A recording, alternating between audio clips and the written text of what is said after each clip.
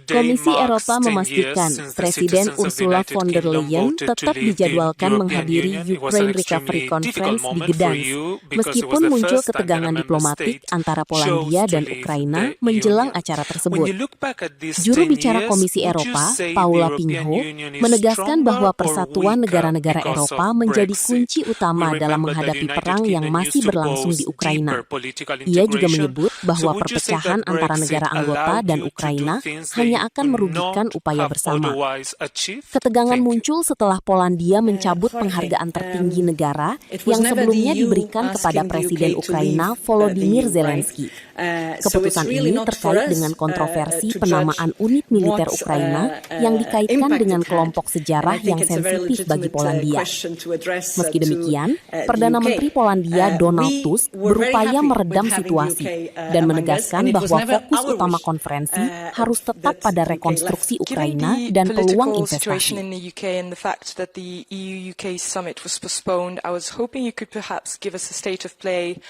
Of the talks about the EU's access to SAFE or to the Ukraine support loans. So if you have any information on how many rounds of talks were held and where we are at and whether this political situation in the UK will impact those talks. Thank you.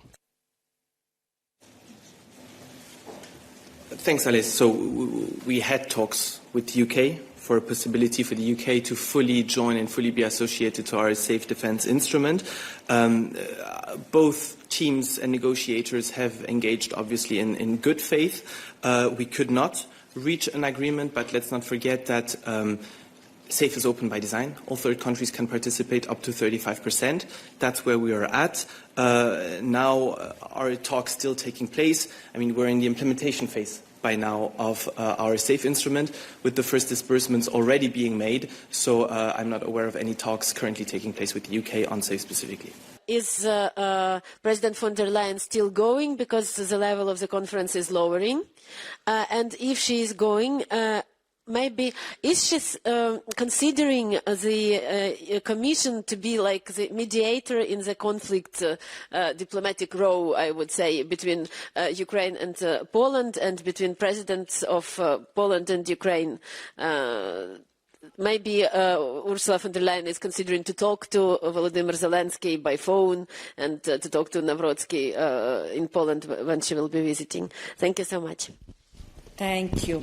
To my knowledge, President von der Leyen is still attending the conference, the Ukraine Recovery Conference in Gdansk this week. It is an important signal of our support to Ukraine.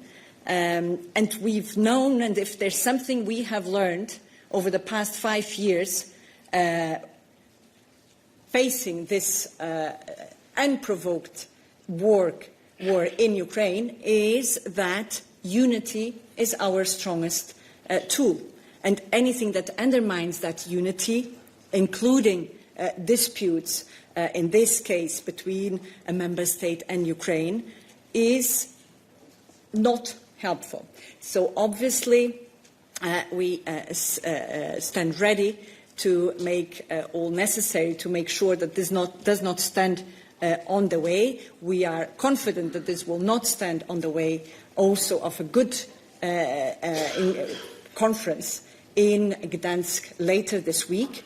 It is an important signal, not just by the leaders who will be attending, but it's also an important signal to potential investors who do see the opportunity of a Ukraine in peace, which can be a good place to invest, to develop, and that's precisely the message we want to convey with our participation in this conference. You say that it's not helpful to have these tensions between Poland and Ukraine, but could you please specify what kind of impact do you foresee of this kind of tensions? Maybe impact on enlargement or on, I don't know, on military support, on anything else in terms of Poland? Clear, Valeria. There's only one happy observer in this type of situations, and that's the aggressor in Ukraine. And so we shouldn't be playing into their hands. Yes, please.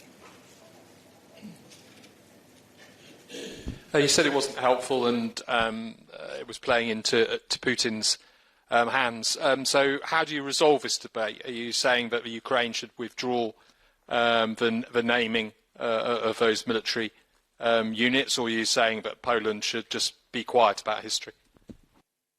We have confidence in the ongoing discussions that are taking place between Poland and Ukraine, and we are confident that indeed this will be solved. Just learned that Ukraine will be represented, and so we'll make what we can to contribute to a successful conference later this week.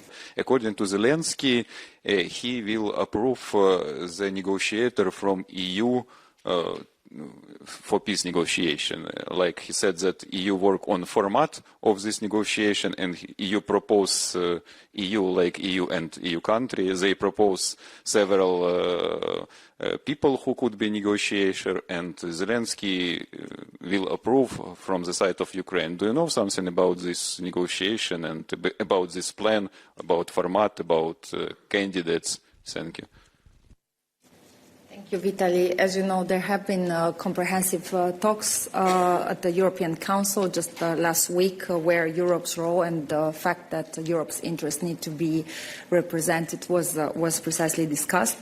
We maintain our position, which is that nothing about Ukraine without Ukraine should be discussed in negotiations, and the same goes also for Europe.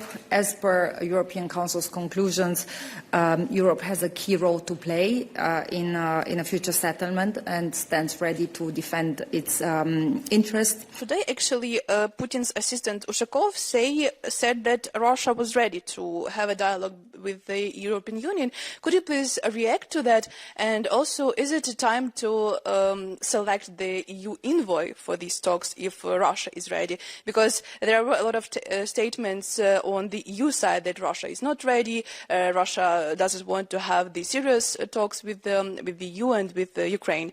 So what's your new reaction to these new statements? Thanks. Thank you, Valeria. As always, when it comes to Russia, talk is very cheap. And Russia doesn't show any sign of genuine interest in engaging in peace negotiations. Commissioner Šuica is on the region today.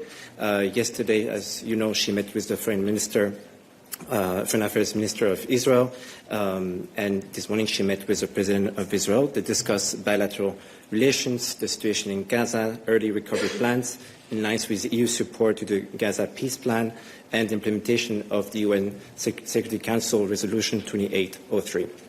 So this morning also she visited the Augusta Victoria Hospital in East Jerusalem, which is one of the hospitals that is benefiting from EU support. She also met with a group of Palestinian and Israeli civil society representatives, UN partners, and religious representatives. We had the Foreign Affairs Minister of Israel saying that the cutting relationship or the talks with High Representative Kaya Kallas. Was this, and he yesterday also used the platform, a statement without questions from the press in Israel to state that they don't accept the political positions from the European Union regarding Israeli politics. So was it in hindsight maybe a good idea or not a good idea? Was it at some point discussed to abort this mission because of the decision of Israel of cutting talks with the main representative of the main diplomat in the European Union at this point? Thank you. As we said yesterday, I think it's very important to mention here again. This mission is really important in the context that we want to have a frank and open dialogue with both sides, with Israelis and the Palestinian partners. So yesterday and today, really, the Commissioner took the opportunity and reaffirmed the EU's position when it comes to the situation in the region. She mentioned the position when it comes to support to Israel's security. At the same time, the Commissioner also assured her deep concerns when it comes to the worsening situation regarding the illegal settlement in the West Bank. She also stressed the imperative to ensure civilian safety and the fact that aid is provided to all civilians impacted in the conflict. We said several times that we call for humanitarian aid to reach the Palestinians in need at a bigger scale. Jelajahi cara baru mendapatkan informasi. Download MetroTV Extend sekarang.